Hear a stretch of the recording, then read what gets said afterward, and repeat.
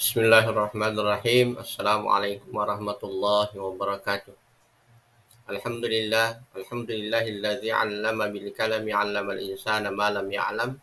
Asyhadu an la ilaha illallah wahdahu la syarikalah wa asyhadu anna Muhammadan abduhu wa rasuluhul mab'uts rahmatan lil alamin. Allahumma shalli ala sayyidina Muhammadin wa ala alihi wa ashabihi ajma'in. Kita bersyukur kepada Allah dengan ucapan alhamdulillahirabbil alamin. Oleh karena nikmat Allah, sehingga kita bisa bertemu kembali pada kegiatan manasik haji sepanjang tahun bagi calon haji tahun 2024. Agar pertemuan kita menjadi berkah, kita bersalawat kepada Nabiullah Muhammad sallallahu alaihi wasallam. Allahumma shalli ala sayyidina Muhammadin wa ala alihi wa ashabihi ajma'in. Pada pertemuan sebelumnya kita telah menyelesaikan bahasan tentang masalah iman dalam Islam.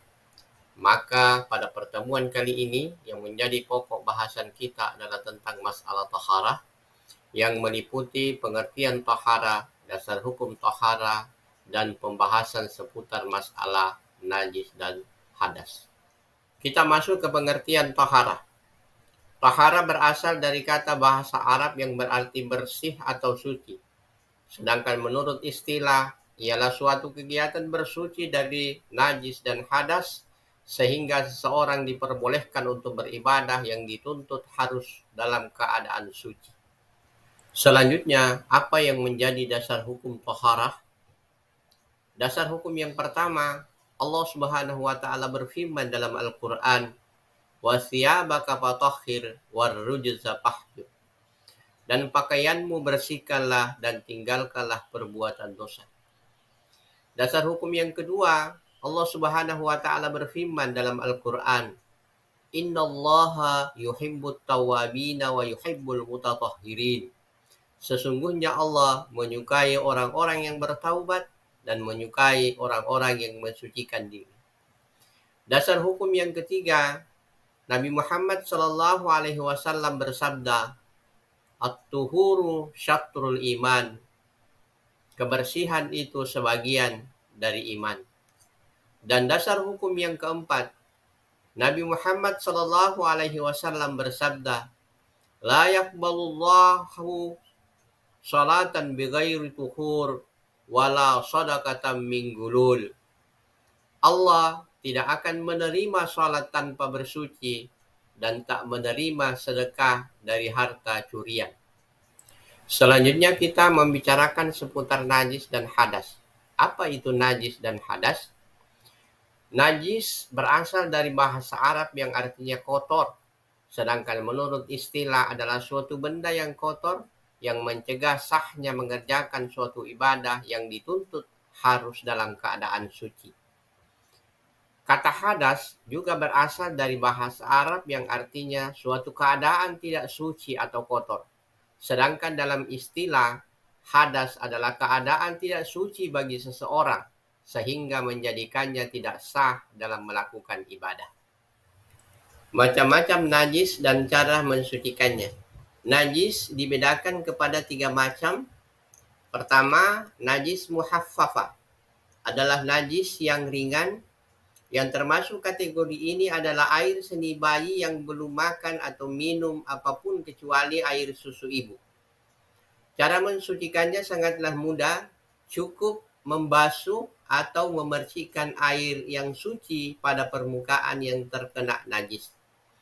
Hal ini sesuai dengan sabda Rasulullah Shallallahu Alaihi Wasallam, "Yagsilu min baulil jariyah wa yurashu min baulil gulam." Dibasuh karena air kencing anak perempuan dan dipercikan karena air kencing anak laki-laki. Yang kedua adalah najis mutawassitah. Adalah najis pertengahan atau sedang. Yang termasuk najis ini adalah bangkai binatang darat yang berdarah sewaktu hidupnya, darah yang mengalir, nanah, muntah, kotoran manusia dan binatang, dan arak atau hamad. Cara mensucikan jenis najis ini dibedakan kepada 2. Pertama, najis hukmiyah adalah najis yang diyakini adanya tetapi tidak nyata wujudnya atau zatnya, bau dan rasanya, seperti air kencing yang sudah kering yang terdapat pada pakaian atau lainnya. Cara mensucikannya adalah cukup dengan mengalirkan air pada benda yang terkena najis. Yang kedua, najis ainiyah adalah najis yang tampak wujudnya atau zatnya dan bisa diketahui melalui bau maupun rasanya. Cara mensucikan jenis najis ini adalah dengan membuang najisnya, menggosoknya, dan mencuci dengan menggunakan air sampai benar-benar bersih. Jenis najis yang ketiga adalah najis mughalladzah. Adalah najis yang berat. Najis ini bersumber dari anjing dan babi.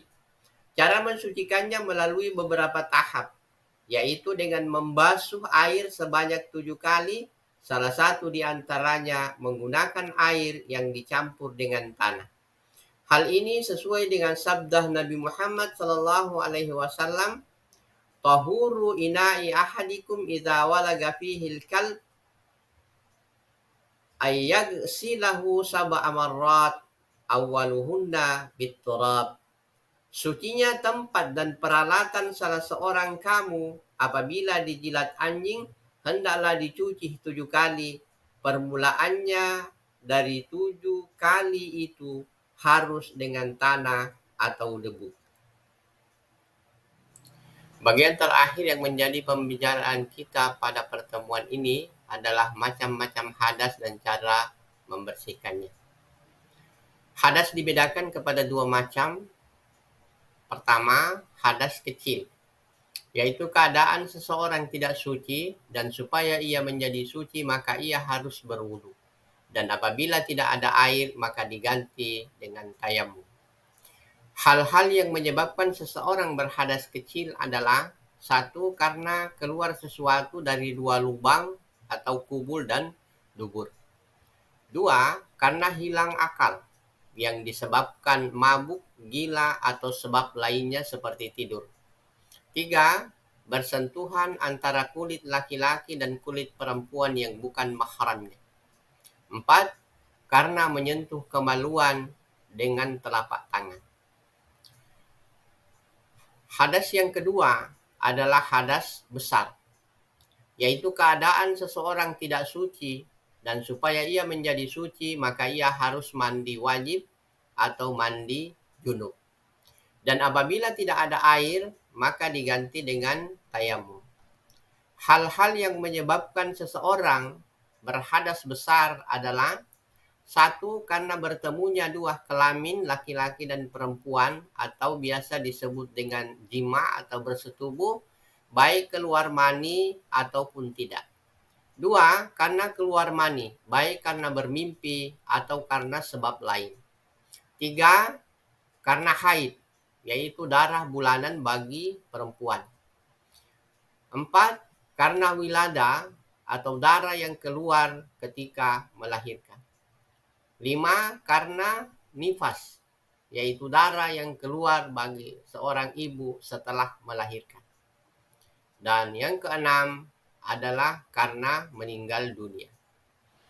Demikianlah pertemuan kita kali ini. Semoga bermanfaat dan sampai bertemu kembali pada pertemuan berikutnya. Wassalamualaikum warahmatullahi wabarakatuh.